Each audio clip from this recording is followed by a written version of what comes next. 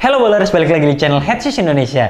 Kali ini kita akan versus banyak sepatu menarik, sepatu-sepatu yang bisa dibilang ini adalah top of the line dari brandnya masing-masing. Ada KD14, ada juga DEM8, dan juga ada yang terbaru Curry 9. Dan sepatu-sepatu ini sering kita temui di komunitas ataupun klub-klub basket yang top, dan saya juga sering melihat pemain-pemain NBA masih menggunakan sepatu ini. Lantas jika kita bandingkan, kita komparasi antara sepatu ini masing-masing dari hal traksi hingga harga, mana yang paling bernilai atau yang paling menarik. Oke, langsung saksikan video ini sampai selesai.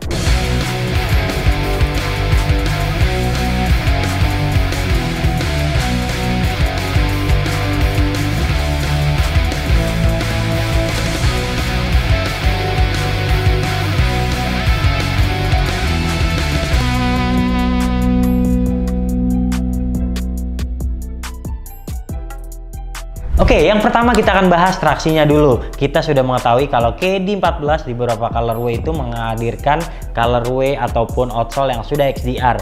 Dan sepatu ini memang kuat sekali traksinya. Bisa kita lihat ini bukan yang XDR tapi memiliki pola yang sama. Dia memiliki pola bergaris yang cukup tegas. Kemudian juga bisa dibilang dalam ya traksinya. Dan ini oke banget. Banyak sekali pemain ataupun teman saya yang menggunakannya di lapangan outdoor. Dan bisa dibilang ini salah satu yang paling kuat. Dan saya juga suka dengan sepatu ini untuk urusan traksi.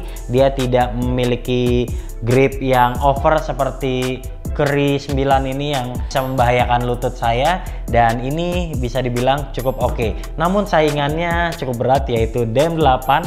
DEM8 ini bisa dibilang traksinya bisa digunakan di semua jenis lapangan yang ada di Indonesia. Mau di indoor, mau di outdoor, Anda juga mudah membersihkannya, dan traksi ini juga bisa memudahkan Anda untuk pengereman lateral, misalnya ke samping gitu, ataupun pengereman lurus dengan sangat nyaman. Oke, berbicara traksi Curry 9, Curry 9 ini bisa dibilang sepatu indoor banget. Beberapa orang sudah mencobanya di outdoor dalam jangka waktu yang cukup pendek dan bilang ini traksi yang kuat. Kami sudah mencoba juga, namun kami sudah menemukan traksi di Curry 8 saya yang memang mirip dengan ini, dan itu sudah rusak, dan itu juga nodanya benar-benar sulit dibersihkan. Jadi ini bukan pilihan yang tepat untuk Anda yang biasa memiliki satu sepatu untuk digunakan di semua jenis lapangan. Oke, dari dua sepatu ini untuk urusan traksi yang bisa dibilang cukup oke dan bisa dibilang cukup menyenangkan adalah KD14. Saya suka dengan KD14 terutama yang outsole-nya sudah XDR karena bisa digunakan di indoor maupun outdoor dengan sangat baik. Oke, untuk urusan traksi KD14 di urutan pertama. Selanjutnya kita akan bahas bantalan, dan ini semua sepatu yang bisa dibilang bantalannya bagus-bagus. Oke, Anda tentu ingat dengan namanya Under Armour Flow. Memang menghadirkan kenyamanan. Cushion ini empuk sejak awal Anda gunakan. Masalahnya cuma satu, karena dia tidak ada pemisah antara outsole dengan midsole-nya. Anda yang bermainnya cepat mungkin akan merasa kepanasan ketika menggunakan sepatu ini di awal penggunaan. Jadi outsole-nya ini terasa bikin telapak kaki mudah panas, dan bisa dibilang untuk cushionnya ini memang salah satu yang paling empuk yang ada di pasar Indonesia saat ini. Oke, DEM8 dengan Bounce Pro. Bounce Pro ini menghadirkan pantulan yang luar biasa, kemudian bobotnya juga jauh lebih ringan ketimbang Bounce biasa, dan ini buat Anda yang suka lompat-lompatan dan Anda yang berbobot besar, ini juga Bounce Pro dapat diandalkan untuk memantulkan diri Anda jadi lompat lebih tinggi lagi. Dan KD14 memiliki Air Zoom Strobel yang bisa dibilang salah satu yang terbaik. Buat Anda yang sudah mengalami masalah pada lutut Anda, menggunakan sepatu Kevin Durant adalah pilihan yang tepat. Oke, jadi dari keseluruhan ini, berbicara bantalan, saya bisa mengurutkan ini yang pertama, ini yang kedua, dan Bounce Pro yang ketiga. Selanjutnya kita akan bahas bahan atas. Oke, secara keseluruhan bahan atasnya ini salah satu yang paling keren adalah colorway ini untuk KD14. Jadi dia tekstilnya penuh warna seperti ini. Saya suka banget penampilannya, apalagi kalau misalnya mau dilihat lebih keren lagi, Anda matikan lampu karena ini akan glow in the dark di bagian sini. Ini adalah salah satu yang menarik. Kemudian DEM8, kami tidak pernah menyukai kualitas bahan atas dari DEM karena menurut kami dengan sekarang harganya udah 2 juta, dia tidak mendapatkan improvement yang cukup berarti ketimbang seri-seri sebelumnya. Bahannya masih mesh, kemudian ada fuse-fuse sedikit, bahkan di sini juga ada tekstil yang menurut saya cukup standar. Oke, ini untuk Keri 9 sudah menggunakan UA wrap dan bisa dibilang salah satu yang paling modern saat ini.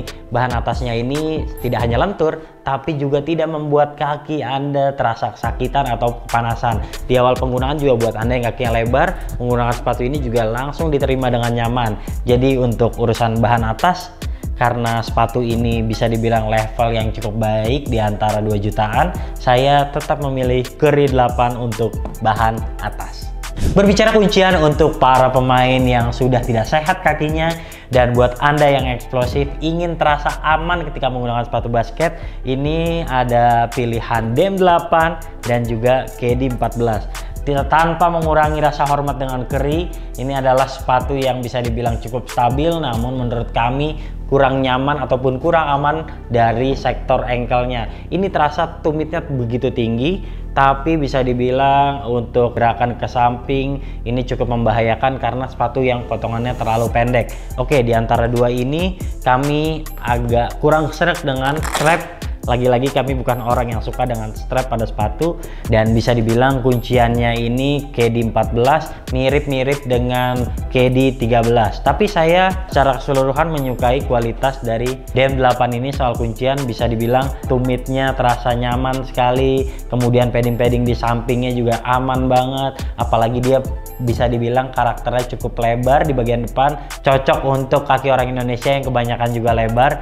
Dan di bagian samping ini ada outsole yang dibuat agak overlap untuk membuat kestabilan lebih baik lagi. Oke, untuk kuncian di antara ketiga sepatu ini, saya rasa DEM 8 bisa di urutan pertama. Berbicara fit, mungkin beberapa orang tidak akan menyukai KD karena terkenal dengan sepatu yang ramping, apalagi dia ada strapnya jadi membuat kaki lebih terjepit lagi. Sementara DEM 8 ini adalah pilihan Anda yang kakinya lebar. Jadi sepatu-sepatu DEM Lillard dari mulai DEM 5, DEM 6, DEM 7 sampai DEM 8 ini ramah sekali untuk pemilik kaki lebar. Jadi kami cukup bingung karena untuk pemilik kaki lebar tentu akan mengidolakan menggunakan sepatu ini dan tidak akan menyukai menggunakan sepatu ini. Namun untuk para pemilik kaki ramping, menggunakan KD 14 ini tentu akan nyaman sekali, dan juga Keri sudah pasti sangat nyaman digunakan karena bahan atasnya yang sudah menunjang ataupun membungkus kaki dengan cukup aman. Oke, untuk fit kami memberikan Keri 9 dan DEM 8 dengan poin yang sama. Oke, selanjutnya untuk urusan harga. Harga retail sepatu ini 2,3 jutaan, sementara ini 2,7 jutaan, dan yang ini 2 juta rupiah. Tapi Anda mungkin ingat kalau Adidas itu cepat sekali diskon. Jadi jika Anda membeli sekarang tentu harganya masih cukup mahal. Namun jika Anda membeli di kemudian hari, mungkin DEM 8 ini memiliki harga yang turun paling drastis di antara ketiga sepatu ini. Oke, untuk urusan harga kami akan mengatakan bahwa KD 14 adalah pilihan terbaik setelah diskon. Namun kami rasa DEM 8 juga adalah pilihan yang tepat dengan harga retail saat ini dan setelah diskon nanti. Jadi untuk harga dua sepatu ini adalah yang paling menarik. Ya, jadi demikianlah hasil versus kami terhadap tiga sepatu yang bisa dibilang sepatu-sepatu yang paling banyak digunakan di komunitas, di liga profesional. Ketiga sepatu ini adalah sepatu yang nyaris sempurna dan cukup nyaman digunakan. Oke, jika Anda suka video ini jangan lupa klik like, subscribe, serta tulisan komen di kolom komentar. Jangan lupa jika Anda punya ide kira-kira kita akan review ataupun versus sepatu apa lagi, Anda juga bisa tulis langsung aja di kolom komentar. Sampai jumpa di video kami selanjutnya. Ciao!